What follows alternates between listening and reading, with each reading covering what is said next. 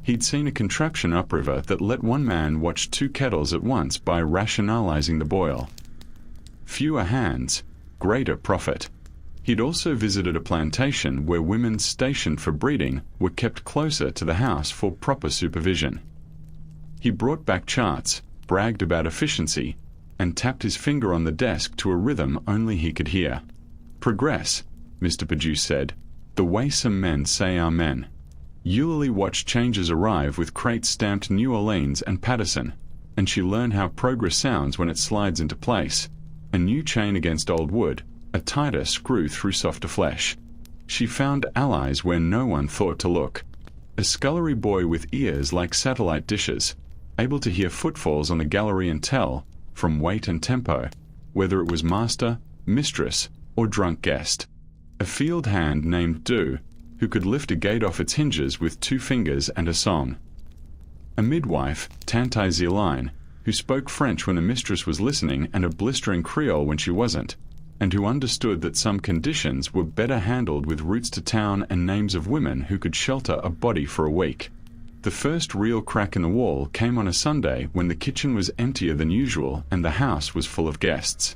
Cato found a section of ventilator behind the firebox mortar that rang hollow when tapped. Together they worked a bent spoon into the seam until a stone slid out, a stone with a cavity behind it, just big enough for a rolled slip of paper. A message cubby, made by someone long gone or by heat itself. Eulalie called it the mouth.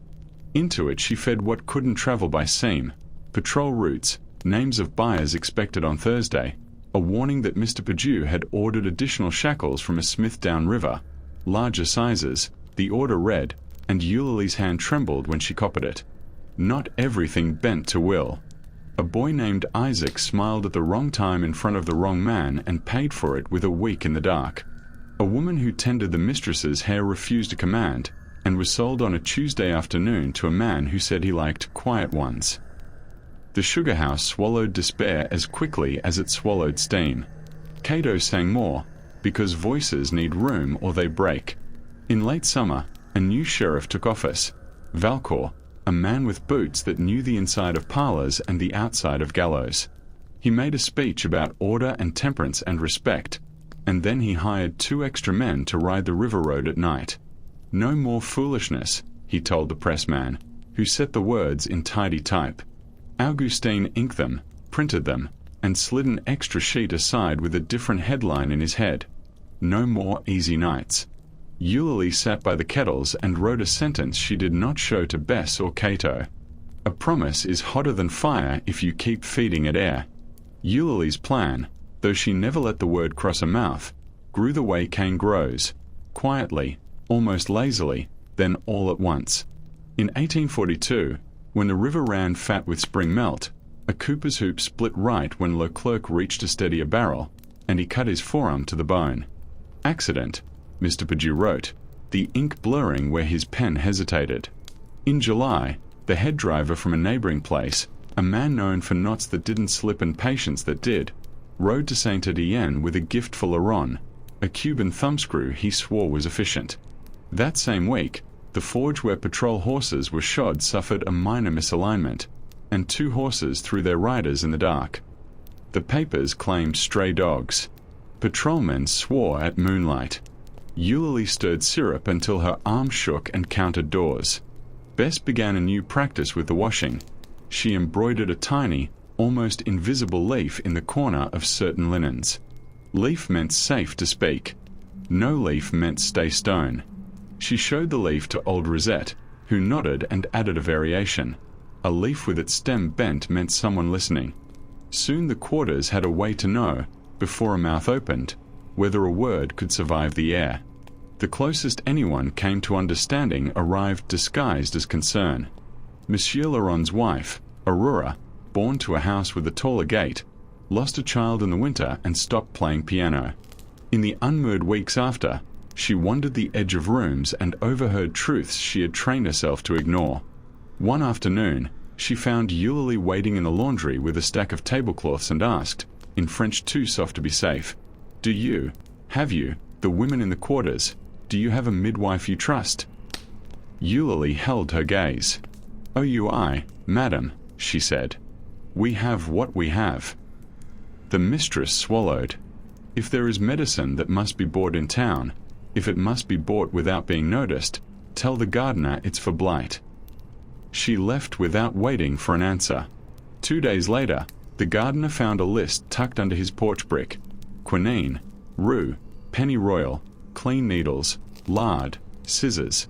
3 days after that, a little parcel arrived wrapped in newspaper at the laundry door. No one thanked anyone.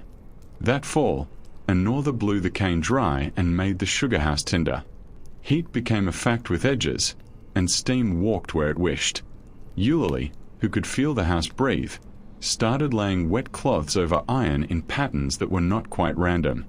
One cloth to muffle a hinge squeak, another to slow the boil at exactly the moment Mr. Perdue liked to count heads, a third to make steam bloom at knee height, blinding the exact slice of floor where a key might be pressed and taken. A rumour crossed the road: 6 overseers missing from places upriver. Men who thought night wore their collars. Men who went out to piss or to taunt or to check on things and never came back. Sheriff Valcourt said they'd eloped with drink. Augustine printed the notice with a line of type slightly out of true, a signal to those who knew his hand: "This print lies. Handle with care." Eulalie added 6 tiny crosses to the margin of "Ce qui se souvient." She didn't know if the missing men were dead or simply somewhere far from their habits. The crosses weren't for them anyway. They were for the people who had to sleep a little less afraid that week. In 1843, when lightning found the steeple and left the church with a stump instead of a spire, the city decided the problem was architecture, not weather. They replaced wood with copper and congratulated themselves on learning. Eulalie watched and took a different lesson. The sky always remembers where it has been. She deepened the network. On market days, when the big house sent a cart to town for flour and nail kegs, she requested, politely, always politely, that Do push the cart. Do had a cousin who rolled barrels at the wharf, and the cousin had a sweetheart who did day work at the courthouse. In a city this size, secrets can never be kept from women who carry keys and water both. Through these hands, news moved: a judge with debts, a patrol captain with a fondness for dice, a merchant who sold cheap iron masked as good. Augustine folded the city's confessions into the fat of harmless broadsides. Bess said a new stitch, 2 long, 1 short, that meant delay an hour. Cato learned a hymn whose 3rd verse took exactly as long to sing as it took to lift the latch on the south door if a blade of cane was slid under just so. Perdue grew watchful. He took 2 spot counts in the middle of the night, opening the sugar-house door with a handkerchief pressed to his mouth against the steam as if the air itself were treasonous. He started carrying his keys on a chain that hooked to his vest. Eulalie, who had long fingers and patience that could cut glass, watched the way the chain swung and memorized where it settled when he bent to mark the ledger. She did not reach. Wanting is the enemy of timing. News came down river of a sale that would shuffle families the way a bored boy shuffles cards. Saint Etienne stood to profit. Aurora stood in the gallery, pale with something that was not just fever's ghost. "Laurent," she said, when no one else was near, "when you were a boy, your mother told you a story about a woman who drowned herself in a cistern because she could not live with what the house had done. Do you remember?" "Do not be morbid," he said. She looked toward the sugar house where steam climbed into a sky that had not yet remembered lightning. "The cistern is still here," she murmured. He did not ask how she knew. That winter, Eulalie found a second mouth, a space under the dump sluice where water once carried scalded syrup into wading troughs. The cavity held old ash, a marble from somebody's lost pocket, and a button with a fleur-de-lis. She cleaned it out and taught it the weight of paper again. Into it went a list long as a psalm. Wednesday patrol adds a second man. Sheriff's nephew drinks at the river tavern and brags about roots. Perdue keeps a pistol in the bottom right drawer, wrapped in a handkerchief with his initials. Laurent's cough is worse when he lies. Bess will leave the south latch lifted on the quarter hour. The mouth held each note as if it had been made for this work. On Epiphany, the cook made a king cake for the big house. Eulalie slipped the tiny bean that marks a king into the piece that would be served to Mr. Perdue. He bit it and laughed. "King!" he cried, and put the little trinket on his ledgers as a joke. He did not notice it had been wrapped, before baking, in a hair-thin coil of copper wire. Later that night, when he picked it up, the coil came away and lay on the desk like a question mark. Eulalie's hand knew the weight of that wire when it found its way to the chain on his keys, but she did not touch, yet.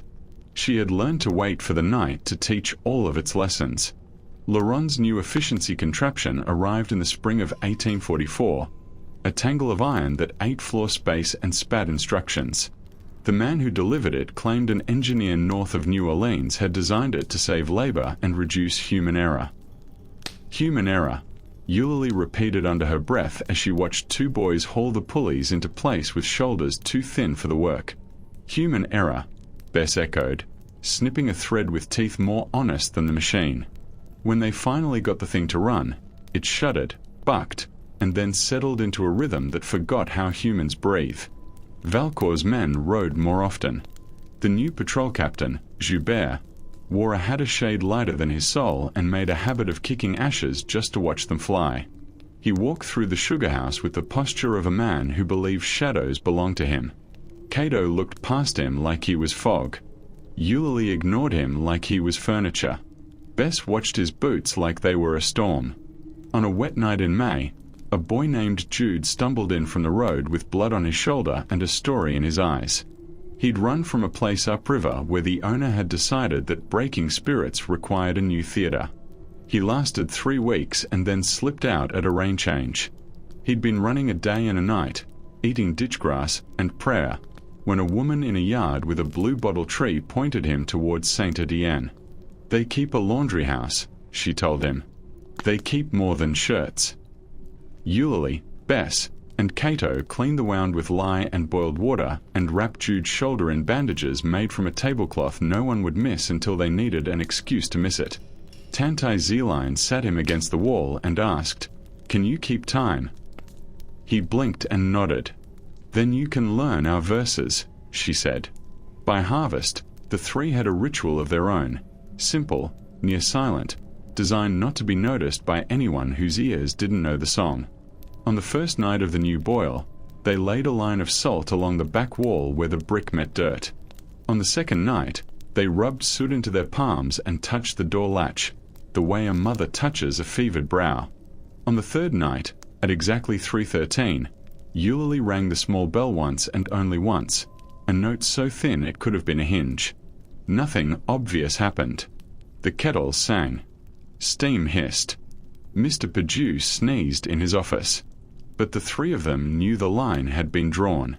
This is how a promise becomes iron, not with thunder, but with a bell no one else hears. Someone else did hear, though, Aurora. She stood in the gallery that third night, pale in a dress that didn't fit, hands empty of music. When the bell sounded, her head tilted. She closed her eyes and remembered a story from a girlhood she'd stopped telling, of a woman not unlike herself who had bred in sleeves and notes in the binding of a prayer book, because sometimes faith is not a hymn but a route through the kitchen garden. A week later, Aurora walked past Eulalie and let a folded paper fall by accident.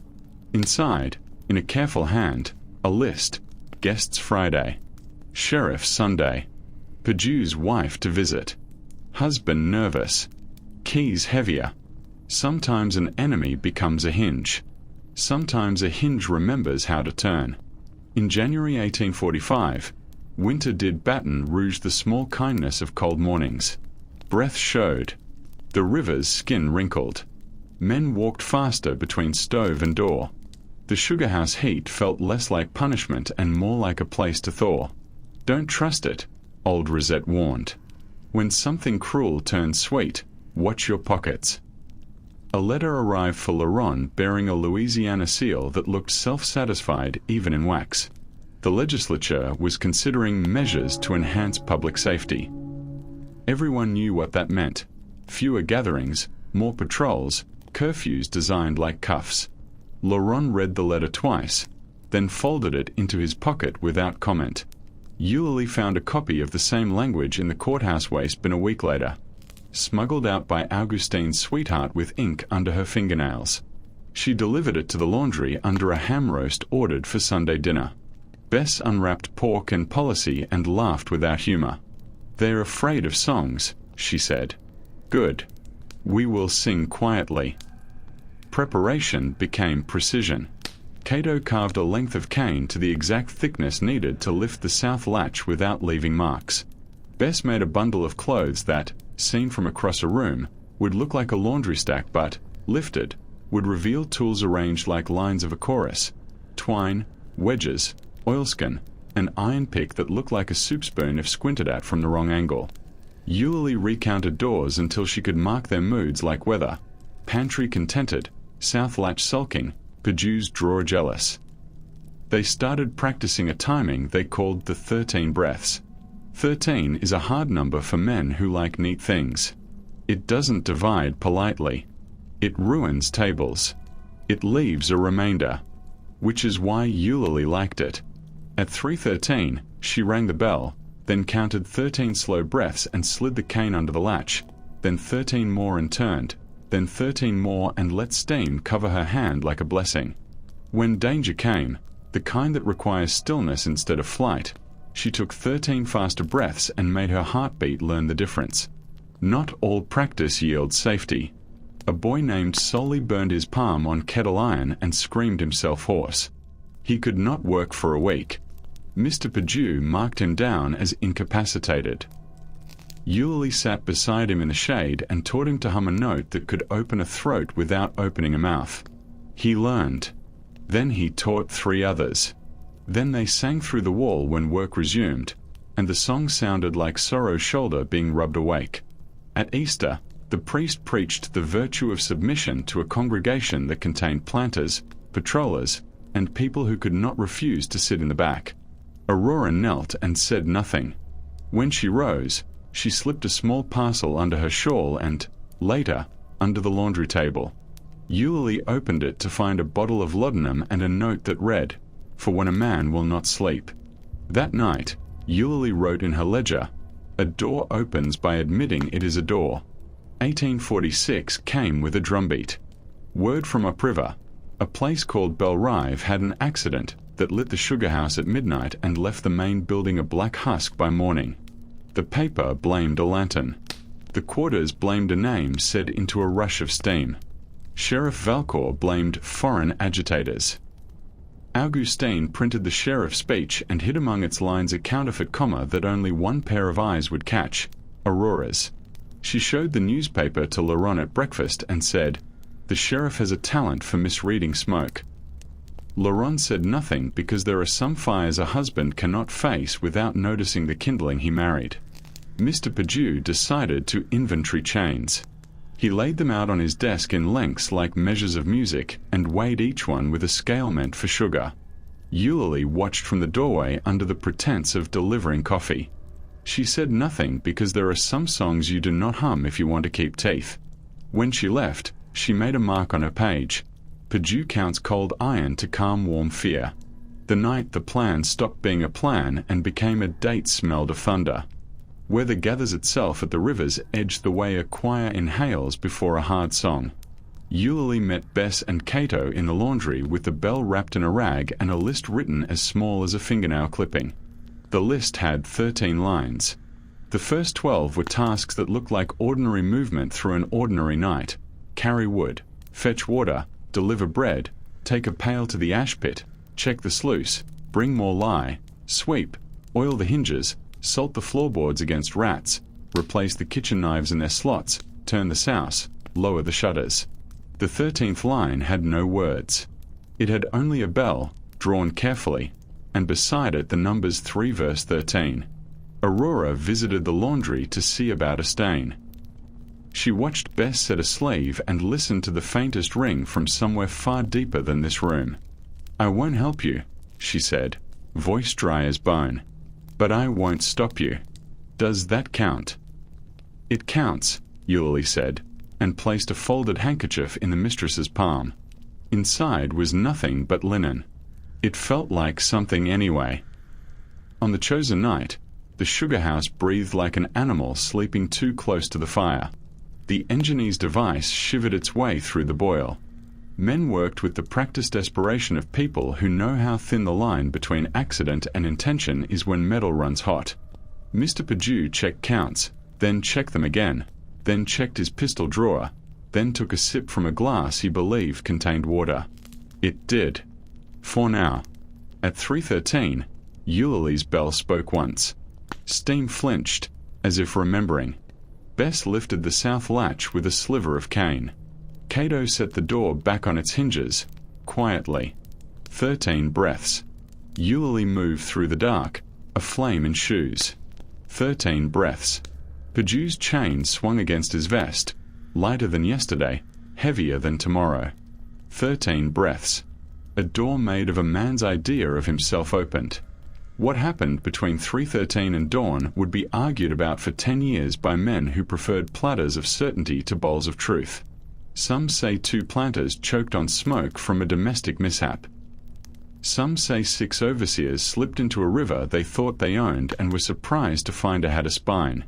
Some say a woman sat by a cooling kettle, humming a lullaby that wasn't, and sharpened a spoon meant for skimming sugar and found it could skim other things, too. Eulalie wrote none of that. She wrote, "The river keeps its debts." Morning wore a face no one in Baton Rouge could trust. The sugarhouse stood, black around the mouth, like a liar who has been caught and is trying to remember the story. Mr. Perdue did not come to breakfast. Sheriff Valcourt did.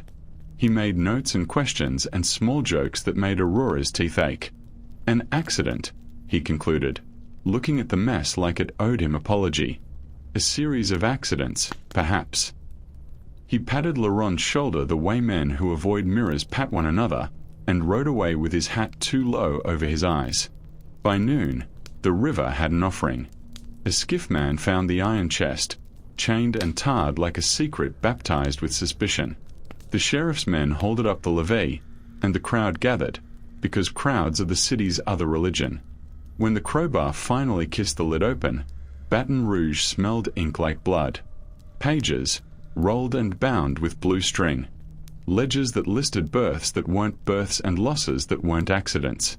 Contracts signed by men whose bravery lived only on paper.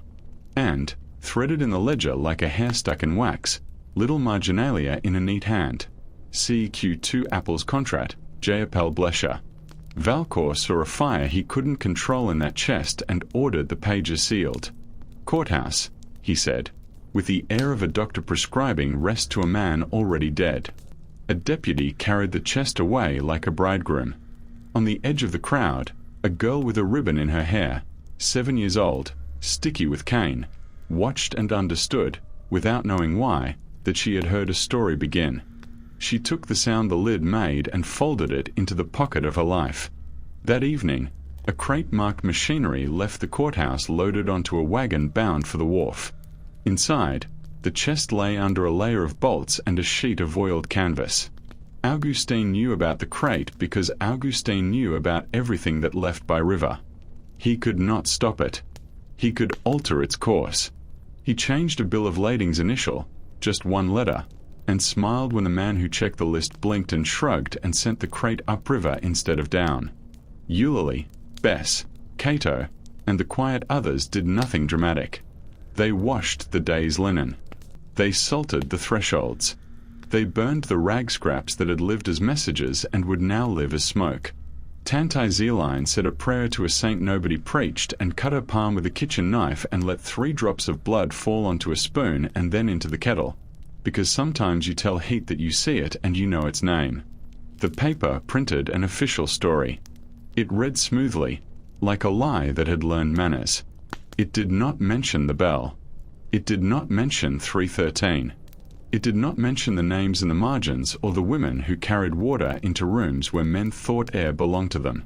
It said, simply, a regrettable mishap at Saint Etienne Plantation is under investigation. The public safety remains the sheriff's utmost concern. Eulalie wrote, safety is the thing men say when they mean silence. Silence is not safety. It is simply a door with better paint.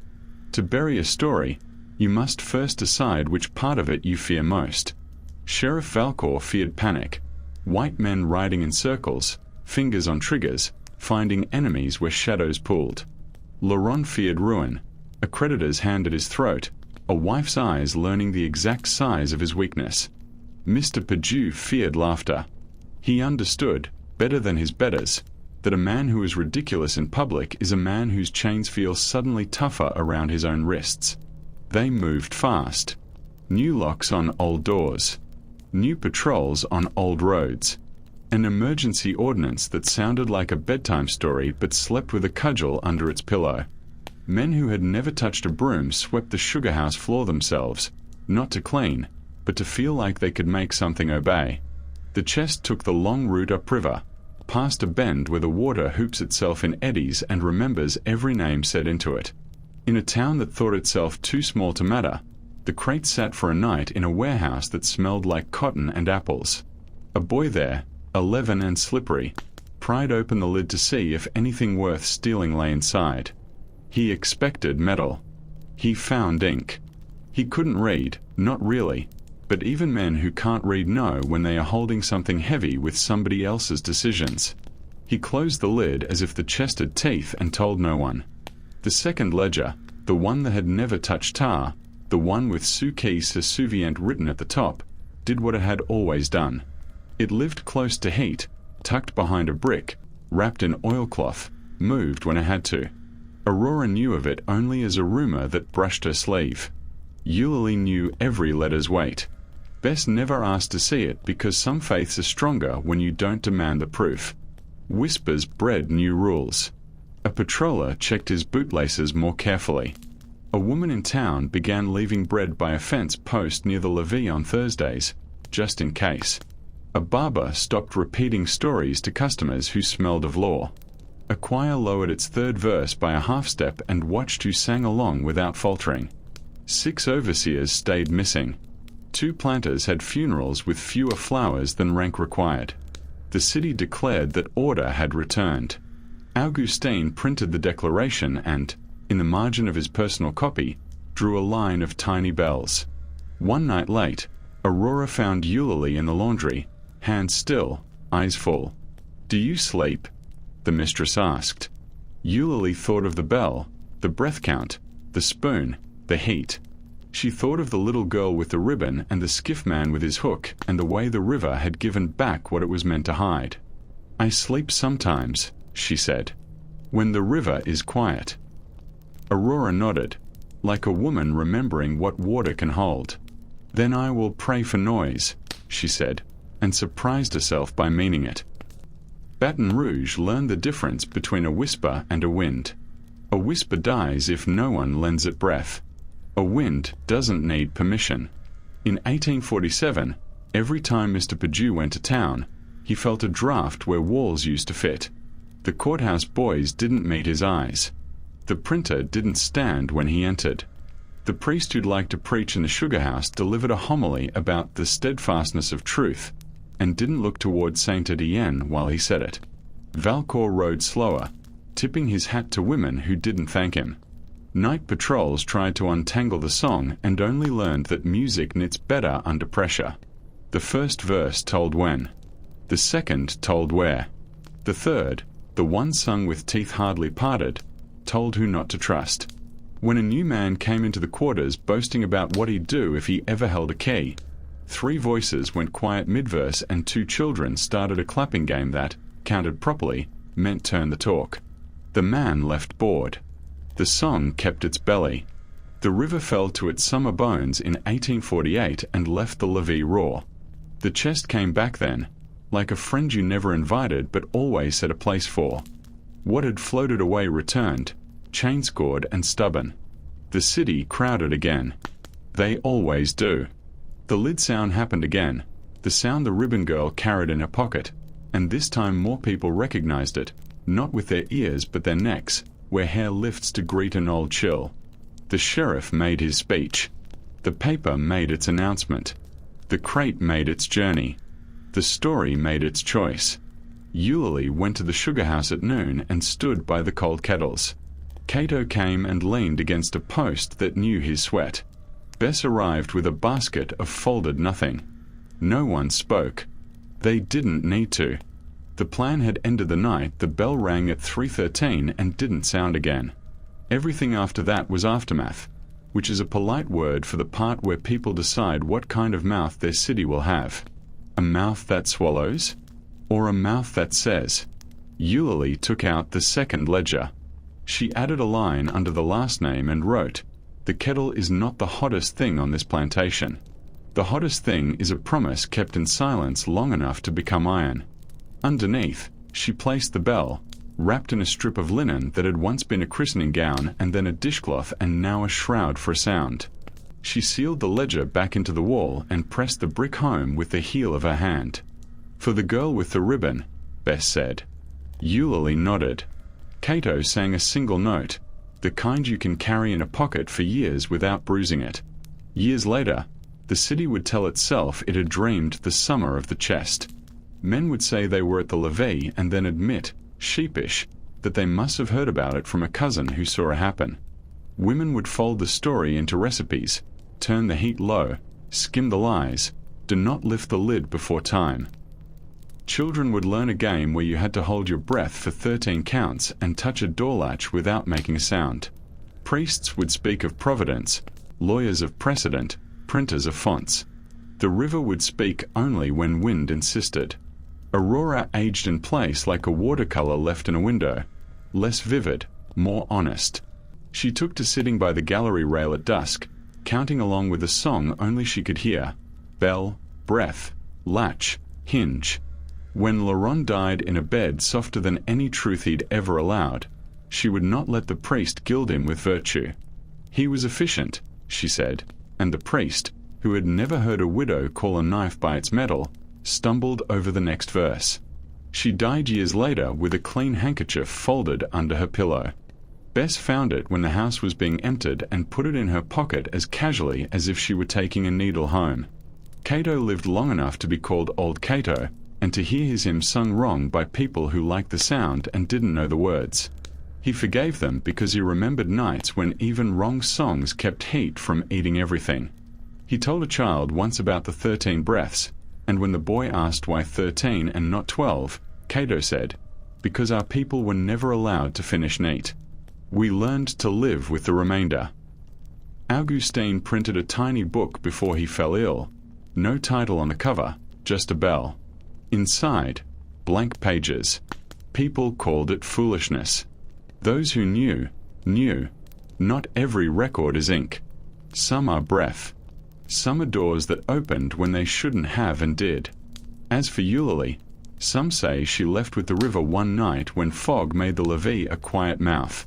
Some say she hid in plain sight, folded into kitchen smoke in a house with a different name. Some say she died and the city didn't bother to mark her grave because it feared giving the ground a memory to stand on. The truth lives where heat lives, everywhere there is breath. The iron chest that washed ashore in July 1848 went north, then east, then disappeared into a warehouse where a clerk with an honest face wrote the wrong number on a list and made a mistake that felt like mercy. The courthouse copy molded and grew a green edge, and when, years later, someone unsealed it, half the name stuck to the wax and pulled away like skin. The second ledger, the one with Suki Sesuvient, waited behind a brick until a hurricane loosened mortar and a girl with a ribbon in her hair, now a woman with a ribbon for a daughter, found it and learned what a promise sounds like when you touch it. Baton Rouge still says mishap when it wants to say reckoning. It still builds sugar houses out of different materials and calls that progress. But at night, if you stand by the old Saint Etienne road and hold your breath for 13 counts, you might hear a bell too thin for men who like numbers. You might feel a latch lift under a sliver of cane. You might understand, for a heartbeat and then another, that the hottest thing in the city is not the sun, not the fire, not the steam. It is a promise kept by people who were not allowed to sign their names. What do you think was in those margins? Names we never found, or instructions we still haven't learned to follow? Do you believe the iron chest gave back all it had taken, or do you think the river, in its slow, stubborn mercy, kept a few pages for itself? If stories like this, stories tarred shut, chained twice, and tossed into a current that refused to forget. Matter to you, don't let them sink. Hit subscribe and ring the bell so the algorithm knows you keep count with us. Tell me, in the comments, where you're listening from and what your river has tried to hide. Share this with someone who thinks history is tidy. It isn't. It breathes. It keeps its debts. I'm your host, and this has been Tales Never Told. We'll see you in the next one, where the heat shifts, the doors count themselves, and another city's quiet learns what its mouth can say.